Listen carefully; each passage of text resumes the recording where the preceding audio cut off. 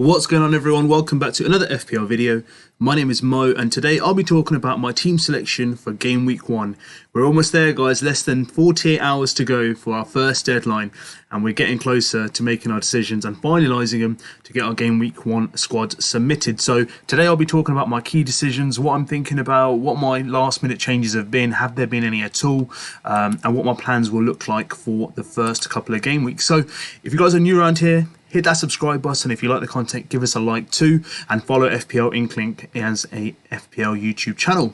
So let's get stuck in, guys. So I'm playing the 4-5-1 formation. So in goal, I'm going to be going for Andre Onana, owned by over 26, well, almost 26% of managers in the game already.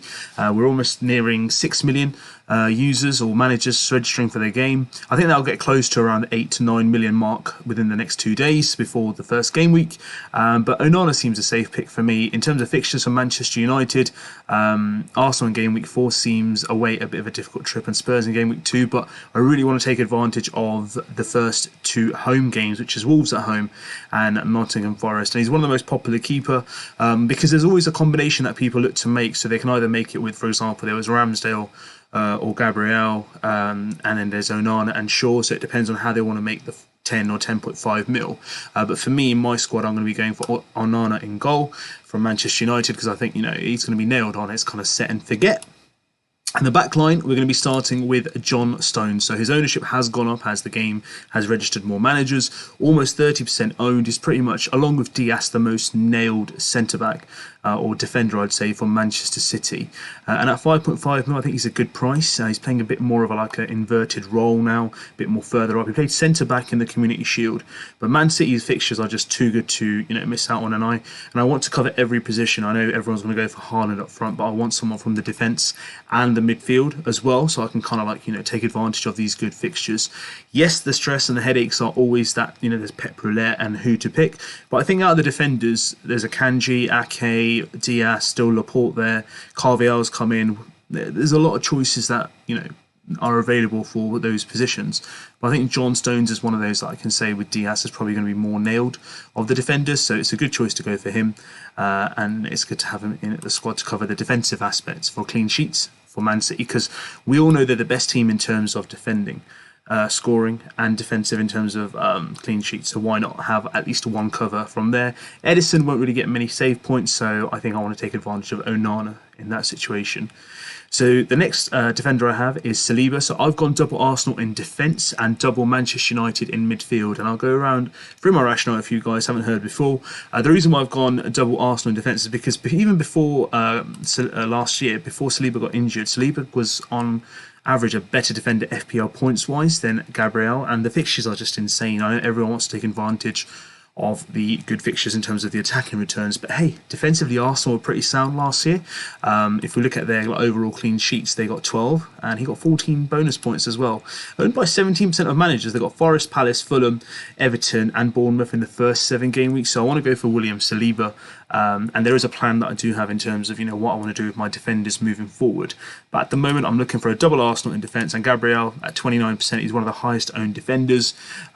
Pretty stable. He almost averages around 3 to 4 goals a season. He's an aerial threat from set pieces. He likes to get up front, and he gets consistent bonus points as well.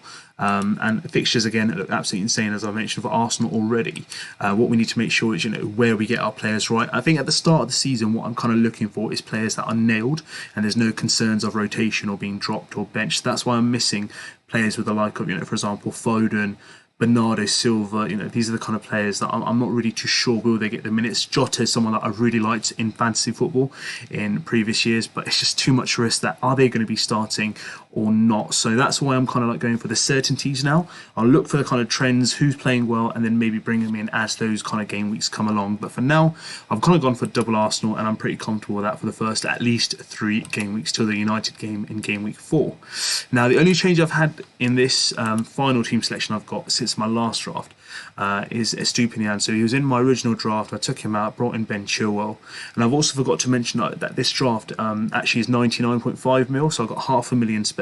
So I do tend to like starting the season with $500,000 spare because I like to see what's going on, and I can avoid any like kind of price changes, and I can go for someone if they're in another band, for example, like 500,000 more. That's the one that I can approach. For example, so let's say I see Sterling start off really well against Liverpool, and I want to take advantage of him. Eze can be upgraded to Sterling, 500,000 in the bank. I can leave the team as it is, but it's just nice to have that little bit of comfort of 500,000 in the bank.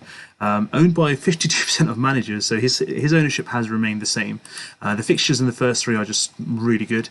They do take a turn in game week 4, so my plan is in game week 4 is, in terms of like Brighton, I don't intend to own anyone from Brighton in the first, at least 10 games of the season after this first game week.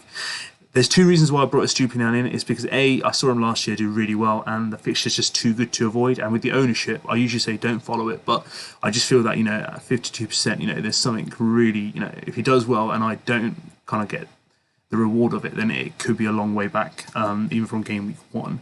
And against Luton at home, I think it should be something where he could get a return. The reason why, again, I've chosen him is because I had Ben Chilwell. Now, Chilwell, the only thing I'm looking for him is I think Liverpool will score, and then I'm looking for an attacking return. But why not accept a attacking return from Estupiñán and a clean sheet? So that's the rationale behind it. Now, then what I can do is then I'm looking to move away from Estupiñán, and in game week 2 I will bring in Ben Chilwell. So Ben Chilwell will be in my team. Then in game week, I think it's 4, when Arsenal play Manchester United, and the fixtures change. So a bit, they got Everton away, Spurs at home, Bournemouth away. It seems like they are a tough place to go. Man City at home, Chelsea away. So there's some fixtures there that I feel that are difficult. But if we look at Chelsea's fixtures here, I can just show you through. I have added him in here. So let's say I'll bring in game week 2, West Ham away. I'm going to bring in Ben Chilwell, and then in game week, I can say 4. I would say I'm happy to bring in, let's say, even game week 3. To be fair, I'm looking at it now. Even in game week 3, if I have a transfer, I'll bring in someone for 5 million. I would looking at someone in regards to having. I think it's Thiago Silva I was looking at. Colwell, 4.5, I'm going to have a look more closely towards him. But Thiago Silva's not a bad shout. For those fixtures then, you've got Forest, Bournemouth, Aston Villa, Fulham, Burnley. That's when I want to own like a double Chelsea potentially. Sanchez in goal at 4.5 might be an option, so I can get another 500,000.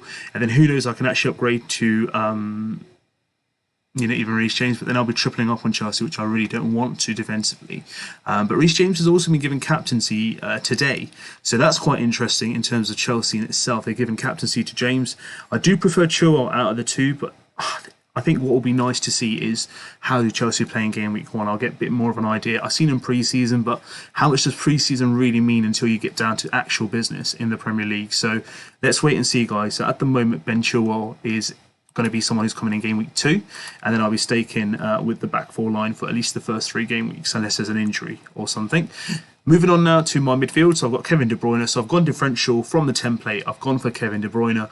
Reason's pretty simple. We've already discussed that they've got good fixtures, and I want him to kind of be part of my team. Salah is not in this squad. Due to price points, I just have to sacrifice too much in other parts of my pitch or players to get him in, and I think I'm going to be quite concerned. He is owned by about 25% of managers, so a lot of people have gone for him with a combination of Pedro up front. I mean, I'm João Pedro. I'm not too sold on him. 5.5 mil. He may get off to a great start, but long term, I'm just a bit scared for in terms of rotation. So that's why I've just gone Kevin De Bruyne. He's got brilliant figures. He's in terms of points expectation, he's expected to perform well. Burnley, I think he should start. And then, you've got Newcastle at home, Sheffield United, Fulham, West Ham, Forest. And if Haaland's going to be, banging in the goals, then, you want someone like Kevin De Bruyne who's on set pieces. And he does get a lot of bonus points, guys. So if you look at him from last year, he got 26 bonus points. And 183 points is not bad. And this is the cheapest he's been for a while. He's been priced at 12 mil before. And this is the cheapest he's been for a couple of years. So I think, at least at the first part of the season, I should expect good things from Kevin De Bruyne. And then this guy's been in my draft since day one. One player who has not left my draft is Eze.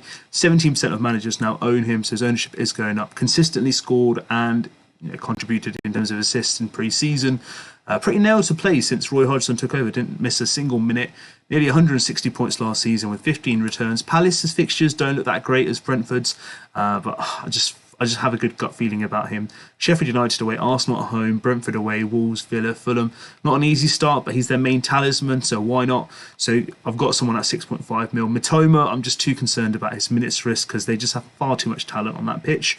Mbembo is injured, so if he does well in the first game week and he's back, and with the fixtures Brentford have, very unlikely I'll go to him, but there's an option there at that price point. So Eze is in there for now, and he will hopefully stay in the squad. My vice captain is Bukayo Saka. We've already discussed how good Arsenal's fixtures are, and he's my only attacking prospect I have from Arsenal. At his price point, he's on penalties, pretty much playing every minute. Over 200 points last season. Why would I look elsewhere? Martinelli, with the season games going on a bit longer, he's going to be taken off about 70 minutes. Odegaard, will he replicate the amazing form he had last season? That's the only question I have.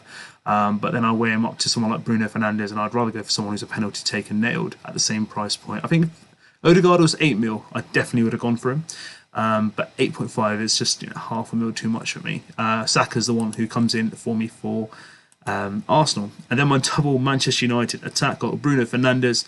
He was the highest expected XG in terms of goal performance last season at 20.03, and it was insane, and he only got involvements of 17, so he didn't get to the level. I mean, he had Weghorst up front, but he's got Højlund, potentially Rashford as well this season, so I think he should hopefully get better with Mount in there as well.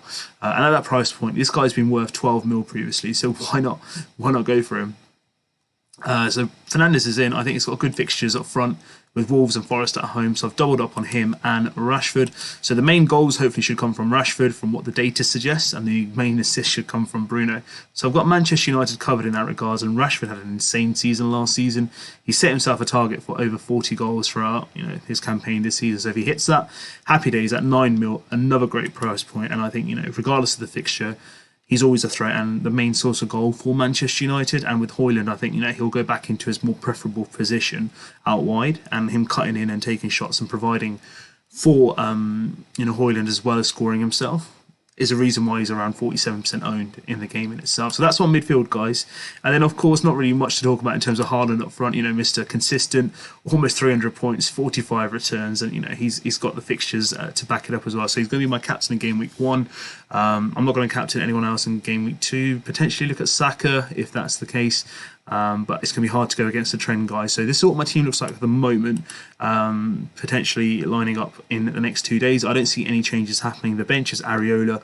Potentially I could bring in Turner if he does get that move, which has been confirmed today to Nottingham Forest, and it happens on FPL. So I could bring him in as for now, first choice nailed goalkeeper for a playing club. He won't play, but it's nice to have someone on the bench in itself. Baldock is my first sub. Mwamba from West Ham, with all their strikers leaving, could get a few minutes under the belt, and Archer as an enabler as my third sub. So that's what it looks like, guys. I'm really excited about the new season. This is what my team looks like. I'm going a bit differential from template, the 3-5-2. No Salah, so I'm going to be looking at making sure that I can really take advantage of it. It's a risk, but it's a reward worth taking, because I think I've got most of the template covered. So Onana, Stones, Gabriel, Estupiñán, Saka, Bruno, Rashford and Haaland. The only thing I'm going different, I believe, is Saliba. Well, if Arsenal are going to get a clean sheet, so why don't I just double it up? And then I've got Eze and De Bruyne. De Bruyne really is a differential only by ownership, but I think once he, performs in one of the games, I think a lot of managers will kind of buy into him to bring him in. So that's what my team looks like, guys. Let me know what your thoughts are. Are you looking at similar players? Have you got your drafts locked in? Let me know what your thoughts are. Did you enjoy this video? Give us a like and hit that subscribe button. And I'll be here with some live content, and I'll be doing a live deadline stream before the deadline on Friday.